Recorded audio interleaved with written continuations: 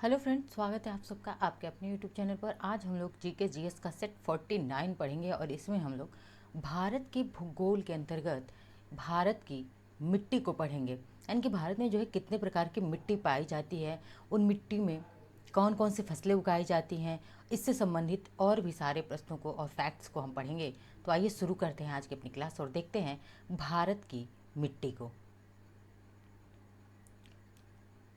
Class बहुत ही important है आप सबके लिए। यहाँ से प्रश्न, बहुत सारे प्रश्न आपको देखने को मिलेंगे जो आपके विभिन्न परीक्षाओं में पूछे गए हैं। देखते हैं भारत की मिट्टी का वर्गीकरण, कि कितना कितना जो है टाइप की मिट्टी होती है, इसका क्लासिफिकेशन कितने पार्ट्स में किया गया है। तो देखते हैं कि भारत में मिट्टी का वर्गीकरण किस आधार पर, तो भौगोलिक स्थिति, जलवायु और शैल पदार्थों के आधार पर किया गया है। पूछा गया प्रश्न, डीप प्रश्न पूछा गया कि किस आधार पर मिट्टी का वर्गीकरण किया गया है। तो भौगोलिक परिस्थितियाँ क्या हैं, जलवायु यानी कि क्लाइमेट कैसा है, शैल पदार्थ यानी कि रॉक सिस्टम के आधार पर जो है क्या किया गया, इनका क्लासिफिकेशन किया गया है। अब देखिए, स्वतंत्रता प्राप्ति के पश्चात कई बार मृदा के वैज्ञानिक सर्वेक्षण किए गए। कि जब हमारा भारत देश आज़ाद हुआ 1947 में, उसके बाद जो है मिट्टी के कई वैज्ञानिक सर्वेक्षण हुए, सर्वे हुए। और इसके बाद 1956 में स्थापित मृदा सर्वेक्षण विभाग ने दामोदर घाटी में अध्ययन किए। अब देखिए, प्रश्न बन सकता है आपसे कि मृदा सर्वेक्षण विभाग की स्थापना कब की गई थी, 1956 में की गई थी। याद रखिए, एक फैक्ट यहाँ पे। ठीक है, अब देखिए कि भारतीय कृषि अनुसंधान परिषद यानी कि ICAR, इस टर्म को आप लोगों ने बहुत बार सुना होगा, कि भारतीय कृषि अनुसंधान परिषद को ने भारतीय मृदाओं को उनकी प्रकृति और उनके गुण के आधार पर मिट्टी को मुख्यतः 8 प्रमुख प्रकारों में विभाजित किया है। वेरी इंपॉर्टेंट है कि किसने विभाजित किया है, कि किसने बताया कि कितने टाइप की मृदा होती है भारत में। तो ठीक है, चलिए 8 प्रकार की मिट्टी होती है, ये भी प्रश्न पूछा गया है। लेकिन किसने किया है, तो ICAR यानी कि भारतीय कृषि अनुसंधान परिषद ने यह जो है मिट्टियों का क्लासिफिकेशन किया हुआ है। अब ये 8 प्रकार की मिट्टियाँ हैं कौन सी, तो आइए इनको डिटेल में पढ़ते हैं। एक बार आप लोग इस डिटेल क्लास को देखिए, फिर हमने क्वेश्चंस भी रखे हुए प्रैक्टिस के लिए जो विभिन्न परीक्षाओं में पूछे गए हैं। फिर देखिए सारे क्वेश्चंस आपसे बनने लगेंगे। तो पहले देखते हैं भारत के मिट्टी के प्रकार। तो पहली मिट्टी हमारी कौन सी, जलोढ़ मिट्टी, जिसे हम क्या कहते हैं, एलुवियल सॉइल कहते हैं। ठीक है, एलुवियल सॉइल, जलोढ़ मिट्टी। देखते हैं, जलोढ़ मिट्टी उत्तरी मैदानों, गंगा, यमुना, ब्रह्मपुत्र नदियों के क्षेत्र जैसे पंजाब, हरियाणा, उत्तर प्रदेश, बिहार, पश्चिम बंगाल, असम और पूर्वी तटीय मैदान में पाई जाती है। जिसने हमारी नदियों की क्लास देखी होगी, उसको आज की क्लास बहुत ही बेहतरीन तरीके से समझ में आने वाली है। क्योंकि मैंने जब नदियाँ पढ़ाई हैं तो कौन सी नदी कहाँ किस राज्य से होकर के बहती है, अगर जिसने उस क्लास को देखा है तो बहुत ही अच्छे से इसको समझेगा। कि देखिए, कह रहे जलोढ़ मिट्टी कहाँ कहाँ पाई जाती है, तो जहाँ पे गंगा नदी बहती है, तो गंगा नदी कहाँ कहाँ बहती है भाई, तो गंगा नदी कहाँ से, उत्तराखंड से निकलते हुए उत्तर प्रदेश में आती है, फिर बिहार होते हुए पश्चिम बंगाल होते हुए ये कहाँ, बांग्लादेश चली जाती है। ठीक है, तो गंगा नदी हो गई, यमुना नदी हो गई, ब्रह्मपुत्र नदी जो कि कहाँ से, यमयुमडू ग्लेशियर मानसरोवर से निकलते हुए और कहाँ से, अरुणाचल प्रदेश से इंटर करती है ब्रह्मपुत्र नदी भारत में, और अरुणाचल असम होते हुए कहाँ पे चली जाती है, बे ऑफ बंगाल में ये गिर जाती है। अब इन नदियों के जो क्षेत्र हैं, जैसे पंजाब हो गया, हरियाणा हो गया, उत्तर प्रदेश, बिहार, पश्चिम बंगाल, असम और पूर्वी तटीय मैदान में जो है मैदानों में पाई जाती है जलोढ़ मिट्टी, एलुवियल सॉइल। अब देखते हैं, यह मिट्टी नदी के द्वारा निक्षेपित की, वेरी इंपॉर्टेंट टर्म है कि नदियों के किस कैसे, तो यह नदियों के निक्षालन या निक्षेपित की गई है, नदियों के द्वारा निक्षेपित की गई मिट्टी है। कौन सी, जलोढ़ मिट्टी। यह उपजाऊ होती है। एक चीज़ यहाँ पे आप लोग ध्यान एकदम गांठ बांध लीजिए कि जो भी मिट्टी होगी नदियों के निक्षालन से या नदियों के निक्षेपित किए गई होगी, तो वह समझ लीजिए कि वो मिट्टी कैसी होगी, जलोढ़ मिट्टी होगी। जो भी नदियाँ लेकर आएंगी जिस मिट्टी को, वह मिट्टी बहुत ही उपजाऊ होगी और वह जलोढ़ मिट्टी होगी। यह उपजाऊ होती है। ठीक है, और इसमें पोटास की मात्रा अधिक एवं फास्फोरस की मात्रा कम पाई जाती है। वेरी वेरी इंपॉर्टेंट लाइन, कि प्रश्न पूछा गया है किस मिट्टी में पोटास की मात्रा अधिक होती है, तो किस मिट्टी में, तो जलोढ़ मिट्टी में। किस मिट्टी में, जलोढ़ मिट्टी में पोटास की मात्रा अधिक होती है। और कौन सी चीज़ की कमी पाई जाती है, फास्फोरस की कमी पाई जाती है एलुवियल सॉइल में, जलोढ़ मिट्टी में। ठीक है, क्वेश्चंस, ये दोनों क्वेश्चंस बने हुए हैं। नाइट्रोजन और ह्यूमस की कमी होती है। अब देखिए आप कैसे बनाएंगे, अगर मान लीजिए मैंने डिटेल क्लास ले लिया मिट्टी की, तो आप नोट्स कैसे बनाएंगे, सारा थोड़ी लिखना है आपको, लिखना है यहाँ जलोढ़ मिट्टी लिख दिए। अब लिखिए जलोढ़ मिट्टी कहाँ कहाँ पाई जाती है, आपको क्षेत्र तो लिखने पड़ेंगे। उसके बाद आप लिखिए कि पाई क्या जाती है, यानी कि अधिकता, मात्रा अधिक क्या है तो पोटास लिख दीजिए, कमी क्या है तो कमी में लिख लीजिए फास्फोरस, ह्यूमस और नाइट्रोजन, इन चीज़ों की कमी पाई जाती है किसमें, जलोढ़ मिट्टी में। बस हो गया आपका एलुवियल सॉइल कवर। आगे देखते हैं, यह मिट्टी भारत के कुल क्षेत्रफल के लगभग 40% भाग पर पाई जाती है, यानी कि मान लीजिए 100% है मिट्टी, तो भाई 40% पर केवल और केवल एलुवियल सॉइल पाई जाती है, जलोढ़ मिट्टी पाई जाती है। आगे देखते हैं, जलोढ़ मिट्टी 2 प्रकार की होती है, और इस लाइन को आप वेरी इंपॉर्टेंट करेंगे कि जलोढ़ मिट्टी कितने प्रकार की होती है, 2 प्रकार की होती है। कौन सी, तो पहली क्या है बांगर है, और दूसरी क्या है खादर है। यहाँ से बांगर खादर मतलब सभी परीक्षाओं में यहाँ से प्रश्न बने हुए बांगर से खादर से। अब देखिए आगे देखते हैं, मैं आपको ये टर्म देखने को नीचे मैंने बहुत डिटेल में समझाया बांगर क्या है खादर क्या है, लेकिन एक एक शब्द में जान लीजिए कि जो पुरानी जलोढ़ मिट्टी है क्या है, पुरानी पुरानी जलोढ़ मृदा, मैं लिखती हूँ मृदा, ठीक है। पुरानी जलोढ़ जो मृदा है वो क्या है, बांगर कहलाती है। और नई जलोढ़ मृदा क्या है, नई जलोढ़, ठीक है, नई जलोढ़ मृदा क्या है, खादर कहलाती है। इसको आप याद रखेंगे। देखिए यहाँ से प्रश्न ना सिर्फ जैसे कि एसएससी हो गया, सीजीएल, एसएससी के जितने एग्जाम हो गए, यूपी ट्रिपल एससी के एग्जाम हो गए, यूपीएससी हो गया, उसके अलावा जो एग्रीकल्चर की वैकेंसी आती है और भी जितनी वैकेंसी आती हैं, यहाँ से प्रश्न मिट्टी से पूछे गए हैं। क्लास बहुत ही इंपॉर्टेंट है आप सबके लिए। खादर क्या होती है, तो खादर प्रत्येक वर्ष बाढ़ के पानी द्वारा निक्षेपित होती है, जबकि बांगर पुरानी जलोढ़ मिट्टी होती है। देखिए अंतर क्या है खादर बांगर में, यहाँ पर मैं लिखती हूँ, यहाँ लिखती हूँ बांगर, क्योंकि आपको समझाना, एक बार आप समझ लेंगे फिर कभी कन्फ्यूजन नहीं होगा। बांगर क्या है, तो देखिए बांगर क्या है, ये यहाँ लिखती हूँ पुरानी जलोढ़, क्या है पुरानी जलोढ़ मृदा।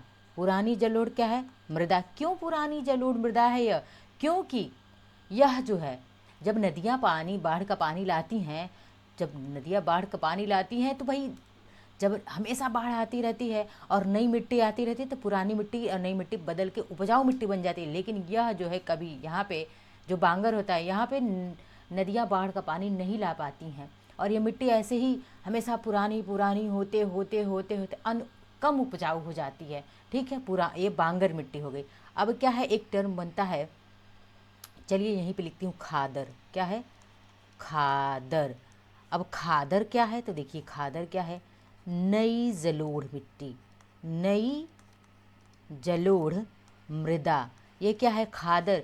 नई क्यों है खादर, खादर इसलिए नई मिट्टी है, नई जलोढ़ है, क्योंकि प्रत्येक वर्ष बाढ़ आता है और नदियाँ जो है नदियों के पानी के द्वारा निक्षेपित होती है, तो हमेशा मिट्टी क्या होती है, बदलती रहती है और उपजाऊ बनी रहती है यह खादर मिट्टी, ठीक है। यही दोनों में अंतर है बांगर और खादर में। खादर ज़्यादा उपजाऊ है और बांगर क्या है, थोड़ी कम उपजाऊ होती है, ठीक है। अब आगे देखते हैं कि बांगर मिट्टी का जमाव बाढ़कृत मैदानों से दूर होता है। जैसे मान लीजिए नदी है, नदी आई, बाढ़ आया, अब यहाँ पे जो यहाँ पे जो मिट्टी बनेगी वह क्या होगी, खादर होगी, क्या होगी खादर। लेकिन इससे दूर, ये दूर बनती जाएगी, इधर जो मिट्टी बनेगी वो क्या होगी, बांगर होगी, भाई कम उपजाऊ होगी, ठीक है।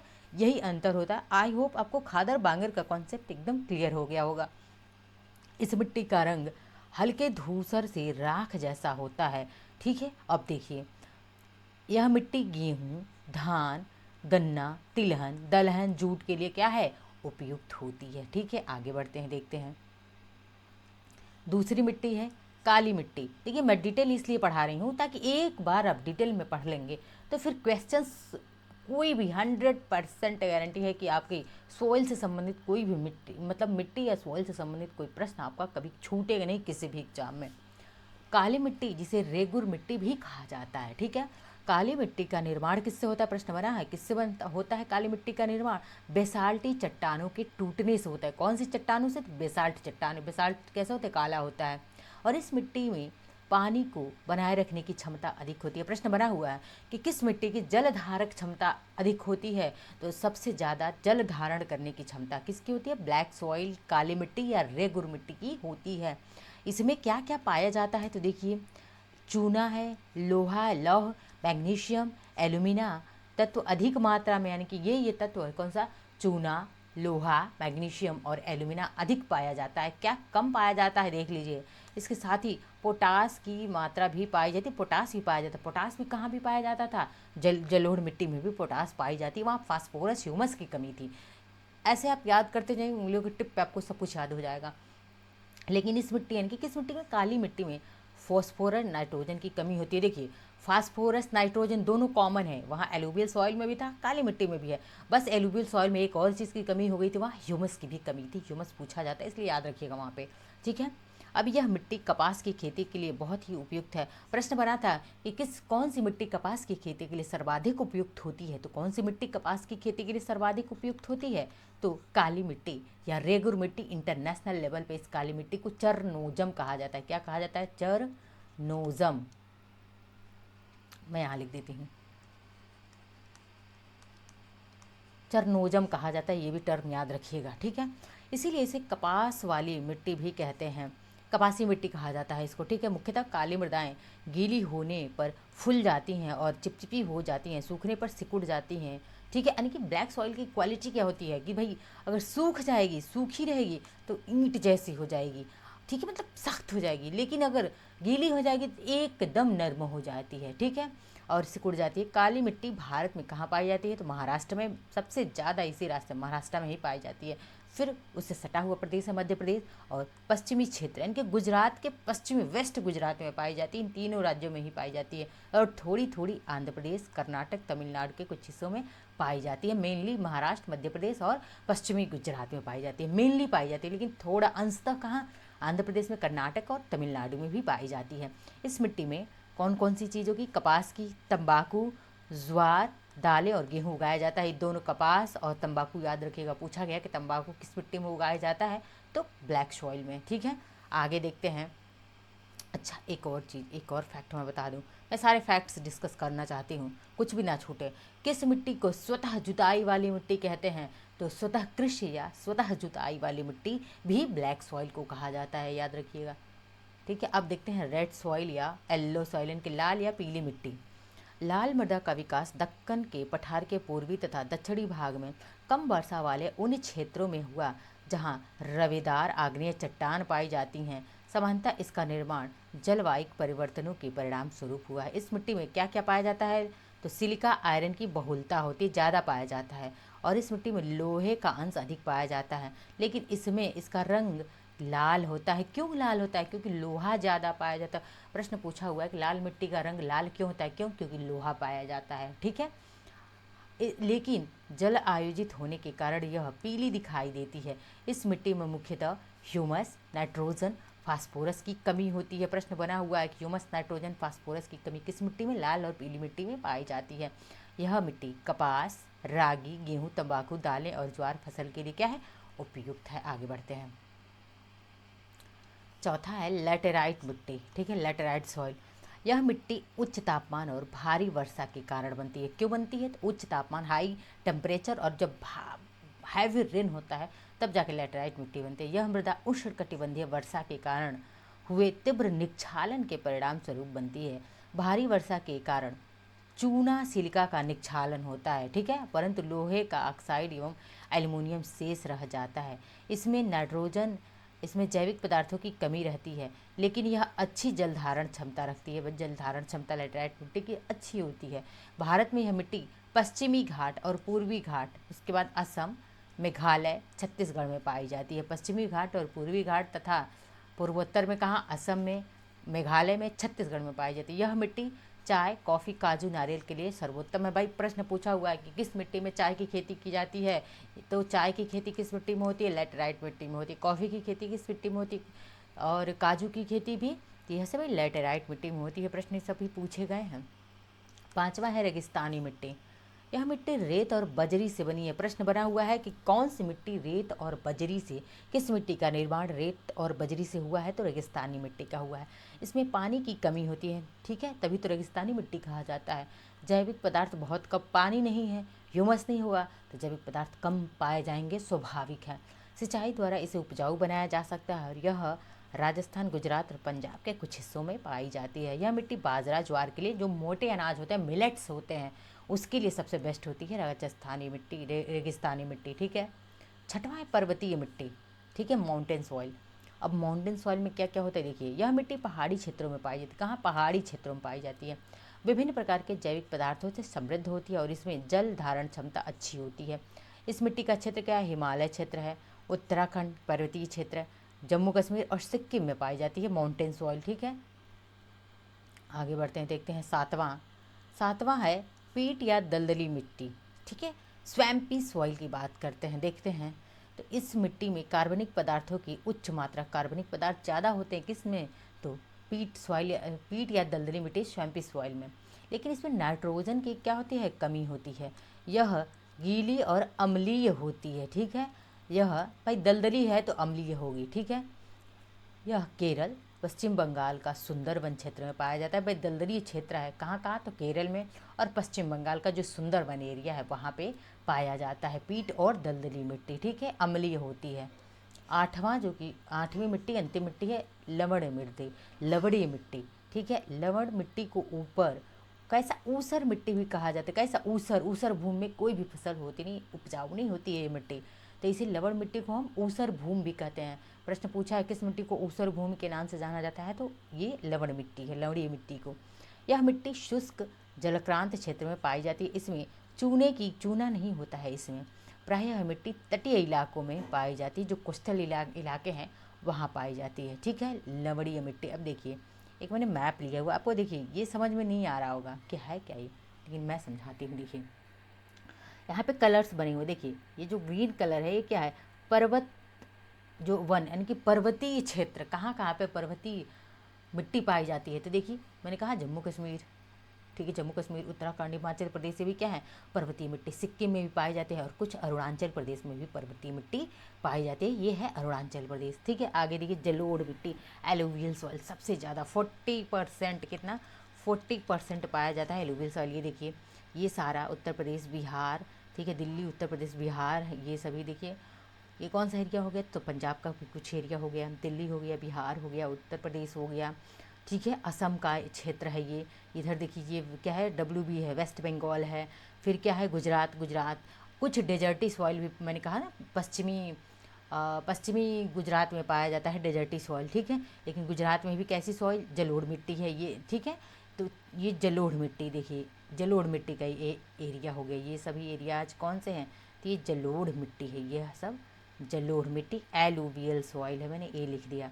अब आगे देखते हैं कि लाल और पीली मिट्टी कहाँ कहाँ पाई जाती है। तो देखिए लाल पीली मिट्टी, देखिए ये सारा अरुणाचल प्रदेश से लेकर के, अरुणाचल प्रदेश हो गया, नागालैंड हो गया, मिजोरम हो गया, मणिपुर, ये नीचे मणिपुर लटका है, फिर ये त्रिपुरा, ठीक है, ये मेघालय, ये सब कैसे सॉइल हैं? तो रेड एंड येलो, लाल पीली मिट्टी पाई जाती है। और उसके अलावा देखिए यह जो है, ये जो है क्या?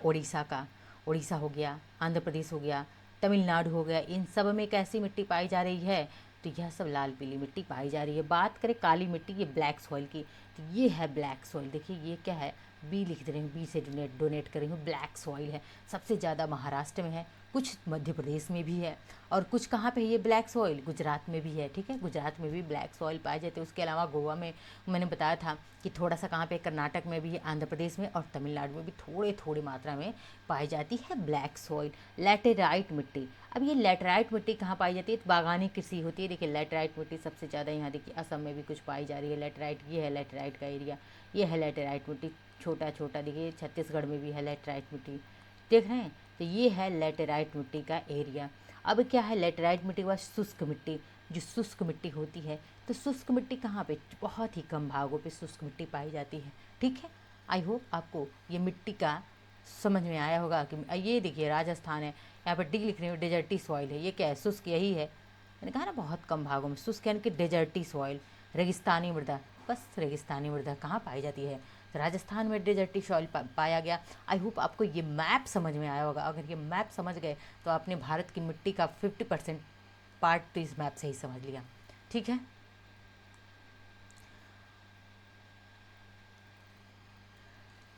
प्रतिशत की बात करें कि कितना क्या प्रतिशत पाया जाता है, तो भाई देखिए प्रतिशत तो बहुत ही ज़्यादा है, और इस चीज़ को हम प्रतिशत बताएं, चलिए रैंडमली बता देती हूँ। प्रतिशत का कोई ज़्यादा महत्व है नहीं कि कितने परसेंट पे, मतलब ये पीसीएस मेंस वगैरह में ज़्यादा पूछा जाता है कि कौन सी मिट्टी कितना पाई जाती है। देखते हैं एक बार रैंडमली देख लेते हैं। अरेबियल सॉइल कितना 40% पाया जाता है, सिर्फ और सिर्फ मैं परसेंटेज बताऊंगी। ब्लैक सॉइल कितना 15%, रेड सॉइल येलो सॉइल 18% पे। देखिए कहाँ कहाँ, तो मनवत उड़ीसा, छत्तीसगढ़, तमिलनाडु और पूर्वोत्तर के हिस्सों में पाया जाता है। ठीक है, आगे लेटराइट सॉइल 5% पे कहाँ है, तो केरल है, कर्नाटक है, तमिलनाडु है। रेगिस्तानी सॉइल कहाँ 4% है। पहाड़ी सॉइल 8% है। लवड़ी सॉइल 1% है, जो सलाइन सॉइल्स है। कितना है? ओनली 1% है सलाइन, गुजरात वाले एरिया में पाया जाता है।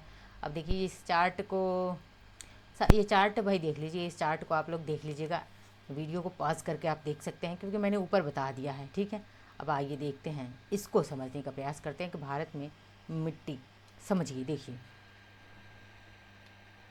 ब्लैक सॉइल कहाँ पे है, तो ये देखिए ये ब्लैक सॉइल का एरिया है सबसे ज़्यादा। कहाँ पे है ब्लैक सॉइल सबसे ज़्यादा? महाराष्ट्र वाले एरिया में, गुजरात वाले एरिया में ब्लैक सॉइल पाया जाता है। ठीक है, अब ये क्या है? डेजर्टी सॉइल है, बलुई मिट्टी जिसे कहा है डेजर्टी सॉइल, बलुई मिट्टी कहाँ पे है? राजस्थान में है। माउंटेन सॉइल कहाँ पे? ये माउंटेन सॉइल है, पहाड़ी मृदा है। माउंटेन सॉइल कहाँ पे? तो गुजरात है, सॉरी गुजरात में कह रही हूँ, जम्मू कश्मीर, और क्या है इधर जम्मू कश्मीर में, क्या है पूरा जम्मू कश्मीर में, और लद्दाख में कैसी डेजर्ट सॉइल है, डेजर्ट सॉइल। और दिमाग कहाँ पे चला गया मेरा, ये क्या है? माउंटेन सॉइल है, पर्वतीय मृदा है। कुछ कहाँ पे है, तो देखिए सिक्किम में पर्वतीय मृदा है। उसके बाद से कहाँ पे है ये, तो अरुणाचल प्रदेश में है, थोड़ा सा त्रिपुरा में है, थोड़ा सा मिजोरम में है, मणिपुर में भी थोड़ा थोड़ा सा पाया जाता है। रेड सॉइल का एरिया देख लीजिए, मतलब एक बार आप लोग इसको, आप लोग वीडियो पॉज करके देख लीजिएगा। हम डायरेक्ट क्वेश्चंस पे चलते हैं, कहाँ क्वेश्चंस कर लेते हैं। पहला प्रश्न है, भारतीय कृषि अनुसंधान परिषद के अनुसार भारत में कितने प्रकार की मिट्टी पाई जाती है? तो कितने प्रकार की मिट्टी? 8 प्रकार की मिट्टी पाई जाती है। ठीक है, आगे देखते हैं नेक्स्ट क्वेश्चन।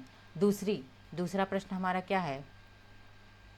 दूसरा प्रश्न है कि भारत में सबसे अधिक उपजाऊ मृदा कौन सी है? तो सबसे ज़्यादा उपजाऊ मृदा कौन सी है? ऑप्शन सी राइट आंसर है, जलोढ़ मृदा, एलुवियल सॉइल, जो कि भारत में 40% एरिया पर पाया जाता है। नेक्स्ट देखते हैं तीसरा, भारत में सर्वाधिक क्षेत्र पर किस मिट्टी का विस्तार है? कई बार मैं बता चुकी तब से कि ऑप्शन ए राइट है, एलुवियल सॉइल, जलोढ़ मिट्टी।